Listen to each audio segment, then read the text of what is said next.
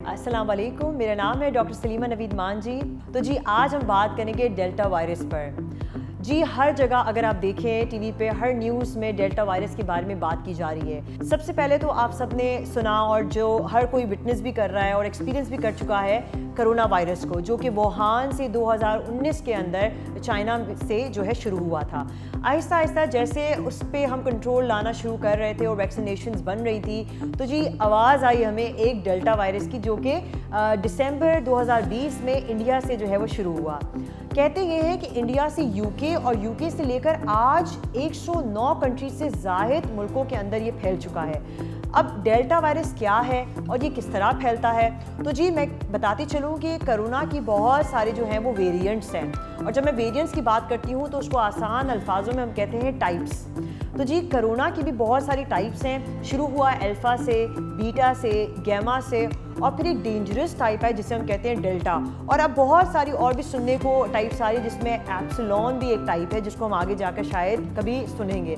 Delta virus के बारे में कहते हैं कि ये B.167 का एक वेरिएंट है, जिसकी दो जो है वो कहते हैं कि एक म्यूटेशन होती है, डबल म्यूटेशन होती है, और कहते हैं कि दो टाइप्स हैं इसकी, और इसको अल्फ़ा से इस तरह कंपेयर किया जाता है कि ये अल्फ़ा से 10 गुना ज़्यादा जो है वो डेंजरस है। यानी कि अगर मैं ये बात कहना मेरे लिए बिल्कुल ठीक रहेगा कि अल्फ़ा में अगर एक से दूसरे में तब्दील होता है वायरस, तो अगर डेल्टा की एग्जांपल दूं तो वो 1 से 6 में तब्दील हो जाता है। यानी कि अगर एक ग्रुप के अंदर एक बंदा 5 लोगों के साथ, अफरादों के साथ खड़ा है, तो कहने का मकसद ये है कि उन 5 में वो डेल्टा वायरस हो सकता है। यानी कि इसकी कंटेजियसली, या मैं कहूँगी इसका एक स्पाइक ऑफ स्प्रेड या ट्रांसमिशन अल्फ़ा या बाकी टाइप से बहुत फास्ट है। तो डेल्टा के बारे में ये कहा जाता है कि इसके बारे में आपने डबल टाइम्स प्रिकॉशंस भी लेनी है और डबल टाइम्स आपने जो है अपने आप को बचाना है। तो डेल्टा के बारे में ये भी कहा जाता है कि जब ये शुरुआत में इंडिया से जब ये शुरू हुआ 2020 के अंदर, तो उस टाइम पे उनके रिलीजियस कोई मासेस में एक कोई सेलिब्रेशन चल रहा था, और लोगों ने उस तरह से, जैसे कोरोना को हमने बिल्कुल एक हल्का लिया हुआ था, उन्होंने उस तरह से उसमें शिरकत कर ली। जब शिरकत तो कर ली तो बहुत सारे लोगों को जो है वो बहुत सारे सिम्टम्स आना शुरू हुए। जैसे वो सिम्टम्स राइज हुए तो लोगों में ये चीज़ का भी हुआ कि उनमें से ज़्यादा तादाद में लोग जो है वो नॉन वैक्सीनेटेड थे। तो जी बात आ गई वही वाली कि बहुत सारे लोगों ने जब इस चीज़ को बहुत लाइट लिया कि कुछ भी नहीं है कोविड और हमें कुछ नहीं होना और हम ठीक हो जाएंगे, और लोग ठीक हो रहे हैं, तो इसमें कोई नई बात नहीं है, और उन्होंने अपने आप को वैक्सीनेट नहीं किया। अब वैक्सीनेशन के बारे में ये हुआ कि जब उन लोगों ने जिन्होंने वैक्सीनेट अपने आप को करवा लिया, उनको वायरस लगा, लेकिन वो जल्दी ठीक हो गए क्योंकि वो वैक्सीनेटेड थे, प्रिकॉशन थे, प्रोटेक्टेड थे, उनकी पूरी बॉडी में कोविशील्ड थी। लेकिन उन लोगों ने जिन्होंने अपने आप को वैक्सीनेट नहीं किया, उनमें बहुत बुरी तरह वो डिज़ास्ट्रियस हेल्थ में चले गए और कुछ लोगों की डेथ्स हुई।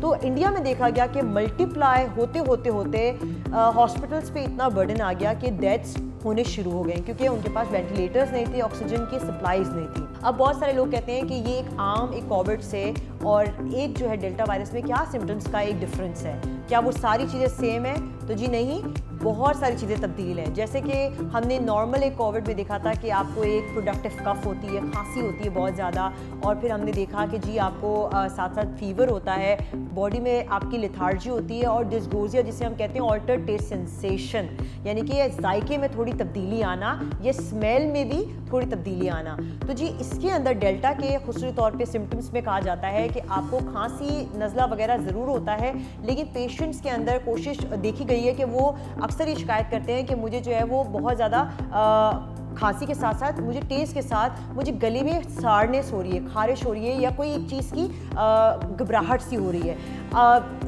ज़्यादातर ये देखा गया कि जो नॉर्मल कोविड है उसके अंदर आपको ब्रेथलेसनेस भी होती थी, आपके सांस लेने में भी तकलीफ होती थी, लेकिन इसके अंदर सांस लेने में तकलीफ नहीं हो रही डेल्टा के अंदर। लेकिन वो जो नॉर्मल वाली, जिसको आप नॉर्मली एक कफ फ्लू की तरह लेते हैं, वो वाली सिम्टम्स ज़्यादा है, लेकिन फीवर दोनों में आपको होगा।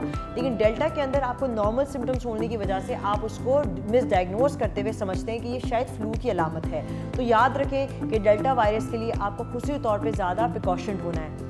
अब डेल्टा वायरस को कैसे आप आइडेंटिफाई करेंगे? बहुत सारे लोग ये कहते हैं, सवाल करते हैं कि कोविड को तो हम पीसीआर टेस्ट करवा के चेक कर लेते हैं, कोविड का टेस्ट करवा के हम चेक कर लेते हैं, तो इसके अंदर कोविड टेस्ट जो होता है वो आपका नेगेटिव आता है अक्सर तौर पे, और डेल्टा वायरस आपको फिर भी वहाँ प्रेजेंट होता है। अब क्योंकि रिसर्च की तहकीक के मुताबिक ये देखा गया है कि बहुत सारे रिसर्चेस अभी ऑन गोइंग हैं बेसिस पे, और लोग इस चीज़ के बारे में भी देख रहे हैं कि कितनी वैक्सीनेशन जो हैं वो कितनी इफेक्टिव होंगी डेल्टा के अगेंस्ट।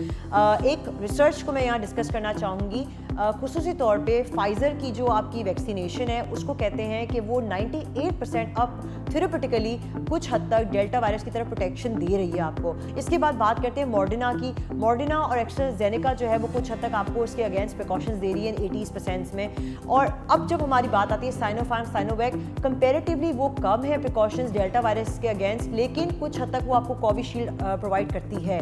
यानी कि वैक्सीनेशन अब आपका एक कोर पर्पस होना चाहिए। ये नहीं आपने सोचना कि जी मैंने अगर डेल्टा वायरस से बचना है तो उसका फ़ायदा क्या कोविड वैक्सीनेशन करवाना। यही आपको वैक्सीनेशन प्रोटेक्ट करेगी, चाहे पूरी फीसद नहीं लेकिन कुछ हद तक वो आपको करेगी। और कुछ माह बाद हमारे पास बूस्टर्स आने वाले हैं जिसके तहत हम जो है वो अपनी इम्यूनिटी को फिर से बूस्ट करवाएंगे, और शायद यकीनन रिसर्चेस के दौरान हमेशा डेल्टा वायरस के साथ भी कोई एक प्रिकॉशन भी कोई वैक्सीनेशन प्रोवाइड हो जाए।